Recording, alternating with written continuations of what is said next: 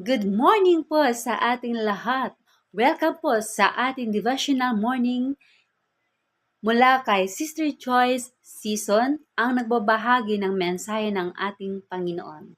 Wow, napaganda po mga kapatid at mga kaibigan. Ang title ng ating devotional message ngayong umaga na pinamagatang Ang Kapansanan ng Kayamanan. Ito ay matatagpuan sa book ni Ellen G. White, Council's Stewardship, found in Kapitulo 30. Again, title, Ang Kapansanan ng Kayamanan. Now, dito sa librong ito ay mayroon pong dalawang uri ng tao ang tinutukoy. Number 1, mga mahihirap na mayaman. Pangalawa, mga mayamang mahirap. So, unahin po natin, ano nga ba ang katangian? Ano nga ba ang ginagawa ng mga mahirap na mayaman? Number 1, sabi niya dito, ang mga mahirap na mayaman ay may malaking impluensya o kapangyarihan ng pera sa kanila. Number 1, ang impluensya ng pagmamahal sa pera sa kaisipan ng tao ay halos nakapagpapalumpo. Wow, grabe, ha?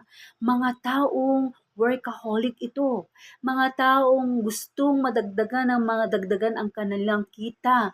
Mga masisipag na tao na ayaw nilang mawalan ng pera.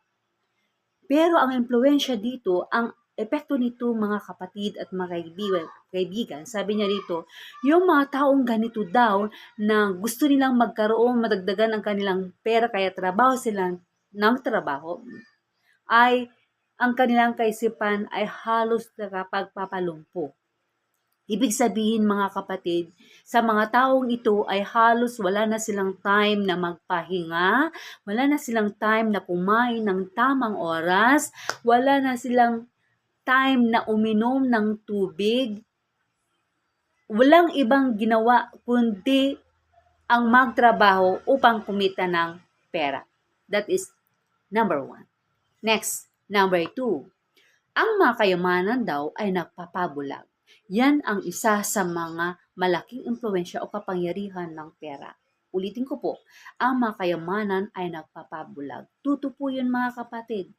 Hindi natin napapansin, trabaho tayo ng trabaho, halos wala na tayong time na magbasa ng Biblia, yung seek ye first the kingdom of God. Ano ang nangyayari na mga kapatid? Pagising ng umaga, iniisip na kung ano ang trabaho ngayong umaga. Yung pag-worship, very short yung time na. Experience ko sometimes yan mga kapatid, honestly. Yung prayer, very short na, napaka-rush na mga kapatid. Tapos yung family, wala na yung completeness. Yung iba nasa trabaho na, nagmamadali na. Dahil sa dalawa na lang kami o nag-iisa na lang kayo. That's it. Yan. Yan ang isa sa mga epekto ng, or let's say, impluensya ng pera. Napakahalaga sa atin yung oras sa pagtatrabaho. Hindi na natin napapansin. Nabubulag na tayo sa spiritual na aspeto na, hello, o nga, sobrang busy. Pero yung time to study the Bible, the Word of God, wala na, parating na lang naghahari. That's it. Pangalawang impluensya ng kapangyarihan.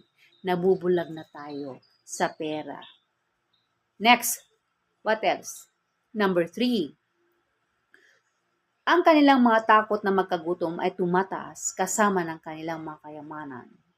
Kaya't, dahil takot sila sa gutom, anong sabi niya, mayroon silang pag-ugali na mag-imbak ng mga paraan para sa hinaharap. Ayaw nilang magkaroon ng mawalan, ng pera. Natatakot sila. Kaya kailangan magtrabaho. Baka someday, sa hinaharap natin, wala na tayong magagamit. Ito yung panahon na upang magpursige tayo, magtrabaho para makaipon tayo agad ng pera. That's it. Yan ang pangatlong uri ng tao. Next, last but not the least, sila ay makasarili at mahigpit.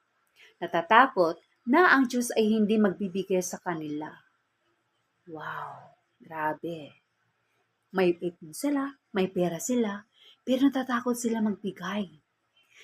Natitipid sila, nakokontrol sila ng pera. Kunti lang ang ibibigay sa gawain sa ating Panginoon. Mag-contribute sa gastusin ng church. Natitipid. Hindi maluwang, hindi lubos, walang voluntary. Hintay mo pa yung taong, oh, ikaw, ganito sis, baka pwede kang mag-share. Hintay mo pa yung tao. Meron akong narinig one time na sabi ng isang pastor, tayo daw bilang Adventist ay dapat tayo daw ang pinakamabait, pinakamapagbigay, pinaka mapagpasensya. Ando na lahat yung pinaka. Yun daw ang dapat nating taglayin. At yun ang aking nais na pinagpipray, na nais kong mataglay with the help of the Holy Spirit. Hindi pa huli ang lahat, mga kapatid at mga kaibigan. So, again, ito po yung katangian ng mga taong mga mahirap na mayaman. Ito yung impluensya ng pera sa kanila. Okay, ngayon, nadako naman po tayo sa pangalawang uri ng tao, ang matalinong nagtitiwala sa Diyos na mahirap na tao. Next, ito yung number 1. Nagiging mayaman sa Diyos sa pamagitan ng maingat na paggamit ng kaunting mayroon sila sa pagpapala sa iba ng kanilang mga pamaraan. Maalala ko yung mother ko. Nung unang panahon, nung bata pa ako, elementary pa ako yan, kami na po yung poorest family sa aming baryo. Wala kaming sariling lupa, lupa lang kami sa aming uncle. Ang hanap po ng aking mga magulang ay nakikiupa lamang po, mga kapatid at mga kaibigan. Maaga kaming naulila sa ama, that was when I was in grade 4. Kahit ang nanay ko, 5 kami magkapatid, itinaguyod kami with the blessings of God. Mga kapatid, sikap, sipag, tiyaga ang ginagawa ng aking ina. Pati rin kami para hindi kami mawalan ng pagkain, para makatapos kami sa aming pag-aaral. Mga kapatid, hirap na hirap ang buhay namin noon. Pero isang katangian ang nais kong taglayin, yung katangian ng mother ko. Kasi ang mother ko ay nagtatanim din ng mga gulay. Alam niyo, kapag mag-harvest yan, meron siyang investment. Sa unang pitas niya ng gulay niya, ini-invest niya ito sa ating Panginoon. Lahat mga bunga ng mangga, ayan, lahat ng bunga ng prutas at mga gulay, ini-invest niya yan, mga kapatid. To tell you, sa hirap ng aming buhay, never ko na-experience na mawalan kami ng pagkain. Never kami nag-escape, mga kapatid, ng meal. And take note, yung kapitbahay namin one time, ay naghiram siya ng bigas sa amin. Pero alam ko yung day na yun ay kukunti na ang bigas ni Inang. Ngayon, ang ginawa ng mother ko, ayon sa aking, inoobserban ko kasi silang dalawa, hinati ng aking ina ang bigas para lamang may pagkain daw yung kapitbahay namin. Pag-alis ng aming kapitbahay, pumunta ako agad kay Inang. Sabi ko, Inang, bakit mo pinahiram? Samantalang kukunti na ang bigas natin. Saan tayo kukuha mamaya ng ating pagkain? Pero sabi ng aking ina, sabi niya, hirap sila. Wala daw silang pagkain. Ano? Wala silang pagkain? Samantalang yayaman nila, ang luwang ng mga lupa nila. Doon nga kami nagdidinis kasi mga mani nila, mais nila, naglinis kami ng damo. Nakikiupa kami sa kanila. But that moment, yung day na yan, ay talagang wala daw silang pagkain. Mga kapatid, dahil sa kabutihan ng aking ina, ay hindi kami pinabayaan ng Panginoon. Sagana kami sa pagkain through His blessings. Kaya kapag ikaw ay tapat sa Panginoon, hindi ka niya pababayaan. And that is number 1. Next, number 2, sabi niya dito, nakikita nila na ang kanilang kapwa-tao ay may mga karapatan sa kanila na hindi nila mapapabayaan. Correct po yan. Then next, sabi niya dito, meron pong isang, wag po nating kalilimutan, mga kapatid, ayon sa Councils of Stewardship, ay meron pong utos ng ating Panginoon na wag po nating kalilimutan. Sabi niya, ibigin mo ang iyong kapwa tulad mo sa iyong sarili. Ito yung utos na binigay ng ating Panginoon sa atin. Ibigin mo ang iyong kapwa tulad mo sa iyong sarili. Kaya kailangan natin ibigin talaga, ibahagi ang meron tayo sa ating kapwa. Dahil ito ay utos ng ating Panginoon na dapat kailangan nating sundin. One time, na-experience ko ito. Humiram ang isa sa mga kaibigan ko. Mahirap ang buhay nila, janitress siya. Sabi niya sa akin, Ma'am Joyce, sabi niya, pwedeng pahiram ng pera mo. Yung pera ko yun, pampalengke ko yung hapon na yung pag-uwi ko. Kaya sabi ko sa kanya, sabi ko, mayroon ako pero pampalengke ko, baon ko bukas, sabi ko. Kaya pwedeng baon bukas kasi Sabado yun. Biyernes kailan mamalengke ako. Gan kasi ginagawa ko na mamalengke ako ng Friday para mayroon akong baon ng Sabado. Maghiram ka na ng iba tapos ibabalik ko na lang sa Monday. Sabi ko, bibigyan na lang kita sa Monday ka ako. Nung umalis na siya, alam niyo, nakonsensya ako talaga. Nakonsensya ako. Sabi ko, dapat pinahiram ko baon lang. May remedyohan ko naman siguro yun. That's it. Ibigin mo ang iyong kapwa. Okay? Next, number 3. Sabi niya, sinalang-alang nila na ang kaligtasan ng kanilang mga kapwa-tao ay mas mahalaga kaysa sa lahat ng ginto at pilak na naglalaman ang mundo. Totoo yun, mga kapatid. Isinaalang-alang ang kaligtasan instead na magtrabaho ka ng everyday, every hour. Kailangan din may bahagi natin ang mensahe ng Panginoon sa ating kapwa for the sake of their kaligtasan po, mga kapatid. Ito po ay isang paalala sa atin. Sabi niya dito, si Kristo ay nagpapakita ng paraan kung paano ang mga taong mayaman at hindi mayaman sa Diyos ay maaring magkaroon ng tunay na kayamanan. Sinasabi niya, ibenta ang iyong mga ari-arian at magbigay ng limos at mag-imbak ng kayamanan sa langit. Ang lunas na kanyang inirekomenda ay ang paglipat ng kanilang damdamin sa walang hanggan ng pamana. Ibenta, ibigay, i-share yung blessings sa ating kapwa.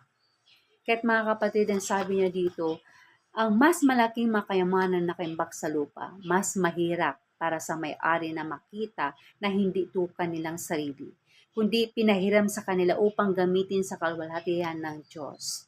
Dito ginamit ni Jesus ang pagkataon upang magbigay ng makabuluhang aral sa kanyang mga alagad. Pagkatapos ay sinabi ni Jesus sa kanyang mga alagad. Ano ang sabi niya? Mga kapatid, ang sabi niya dito sa kanyang mga alagad ay mas mahirap na pumasok ang isang mayamang tao sa butas ng karayom kaysa isang kamelyo. Ano ang ibig sabihin yun, mga kapatid? Mga mayayaman na wala ng katapatan sa Panginoon, wala ng panahon na maglingkod sa ating Panginoon, wala na silang panahon na maglingkod sa kapwa. Ito yung mga taong mahirap pumasok sa butas ng karayom. Ito yung mga taong mahirap pumasok sa karya ng langit. Ito yung mga taong taong hindi pwedeng makamtan ang buhay na walang hanggan. Kaya, ano ang the best advice dito, mga kapatid? Colossians 3 verse 2. Para makamtan natin ang buhay na walang hanggan, sabi niya, ilagak ninyo ang inyong pag-isip sa mga bagay na nangasa itaas, huwag sa mga bagay na nangasa sa ibabaw ng lupa. Nawa, in every seconds, in every minute, every hour, every day, sana ang lahat ng ating ginagawa, mga bagay na ginagawa sa sanlibutan ito, ay mga bagay na makalangit. May the Lord God bless us. Tayo po ay manalangin. Dakilang Diyos na makapangyarihan sa lahat. Maraming salamat sa iyong paalala. Ama, inaamin po namin na kuminsan kami ay nagkakamali. Kuminsan kami ay nagkukulang. Nagkukulang kami, Ama, sa panahon na makausap ka. Meron kami mga pagkukulang na maglingkod sa aming kapwa. Dakilang Diyos sa mga pangyarihan sa lahat, patawarin mo kami at likhaan mo kami ng puso't isipan na naglilingkod na may katapatan. Maraming salamat, Ama, sa iyong pagdinig sa matamis na pangalan ni Jesus. Amen.